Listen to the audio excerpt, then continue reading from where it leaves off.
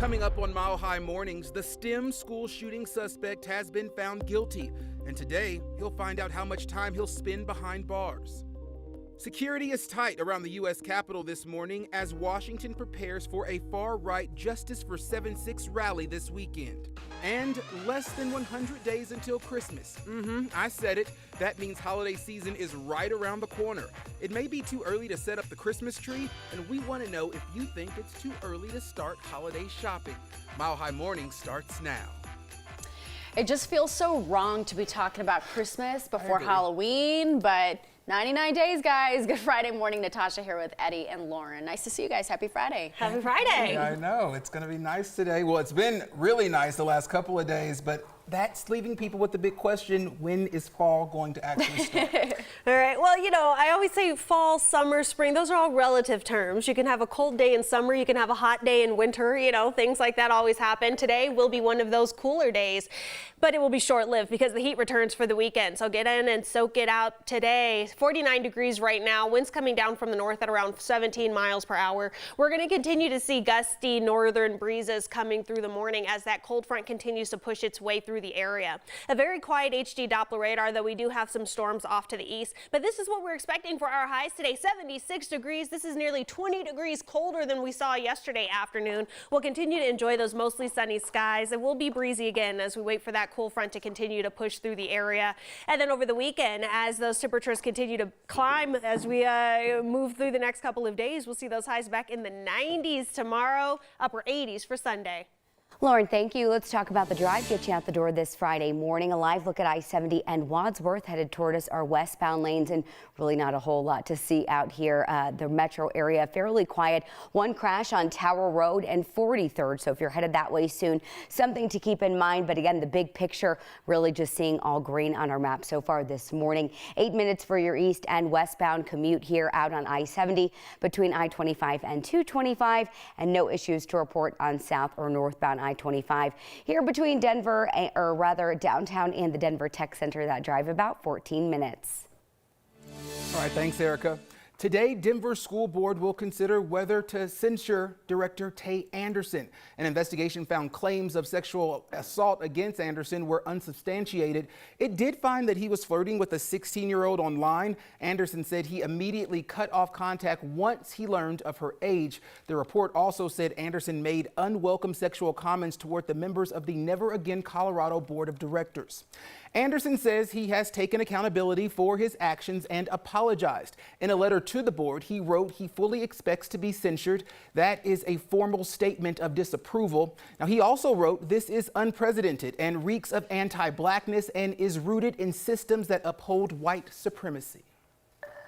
Today, the older STEM School Highlands Ranch shooter will be sentenced more than 2 years after the deadly attack. 90's reporter John Glasgow joins us live outside the courthouse in Castle Rock this morning. John, he's been found guilty of all 46 counts, including first-degree murder in the death of Kendra Castillo. Yeah, that's right, Natasha. It'll be another emotional day in this courtroom behind me for the family of Kendra Castillo, his classmates, as well as their families. A judge will sentence Devin Erickson after he was found guilty on 46 charges, including first-degree murder.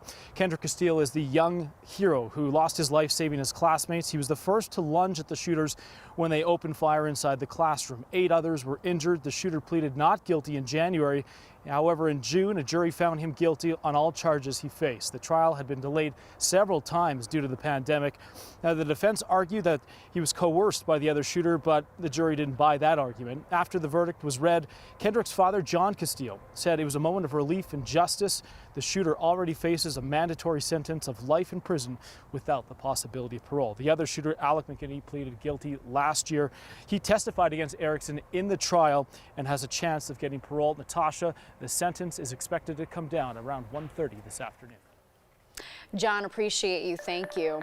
The FBI's Denver office is now looking into the disappearance of a Florida woman. Gabby Petito vanished while on a trip with her fiance, Brian Laundrie. He is now a person of interest. The couple made social media posts of their national parks visits in Colorado, Utah, and Wyoming. A month ago, police in Moab stopped the couple for calls of disorderly conduct. They got into a physical fight. Police separated them for the night but did not arrest anyone. Laundrie returned to Florida alone. Next week, firefighters, family, and friends will remember a man who served his community. Tony Pilato died Wednesday after battling cancer. He was a firefighter and paramedic for 21 years. South Metro Fire Rescue will hold a full honors line of duty death memorial service next Tuesday. The service will be at 11 a.m. at Denver First Church in Cherry Hills Village. They're also planning a procession route where people can pay their respects. Intermountain Healthcare and SCL Health are merging. The combined nonprofit system will employ more than 58,000 caregivers at 33 hospitals and 385 clinics across 6 states. A lot of numbers there. Currently, SCL Health medical facilities along with Front Range include St. Joseph Hospital, Lutheran Medical Center, Good Samaritan Medical Center, and Platte Valley Medical Center. And work is underway to clean up Civic Center Park in downtown Denver. Crews were spotted power washing, trimming trees, and repairing damaged sprinkler heads. The park closed this week because of issues with sanitation, crime, and drug use. And the Geographic Naming Advisory Board says Squaw Mountain in Clear Creek County should get a new name. The word squaw is considered offensive to Native American women. The state board says the peak's new name should be Mestahe Mountain. It honors Owl Woman, a Cheyenne leader who lived in the 1800s. And bears have tried to break into at least 2 houses along Fish Creek Falls Road in Steamboat Springs. One tore off a screen door trying to get inside. Another bear got through a open garage door while the family was at home. Colorado Parks and Wildlife euthanized both bears. That's your Morning Rush. Today, an FDA advisory panel will meet to consider recommending Pfizer's COVID-19 booster shot. Pfizer issued a report calling boosters an urgent public health issue and citing research that suggests vaccine protection wanes over time. Some doctors say there's still not enough evidence right now to support most people getting booster shots. They suggest it may only be necessary for older Americans and those who are immunocompromised. Pfizer plans to market a new COVID-19 vaccine under a new name, Comirnaty. Ariane Daytil with her National Verify team explains whether or not the two are the same. Last month, the Pfizer vaccine became the first COVID-19 vaccine to receive full approval from the U.S. Food and Drug Administration.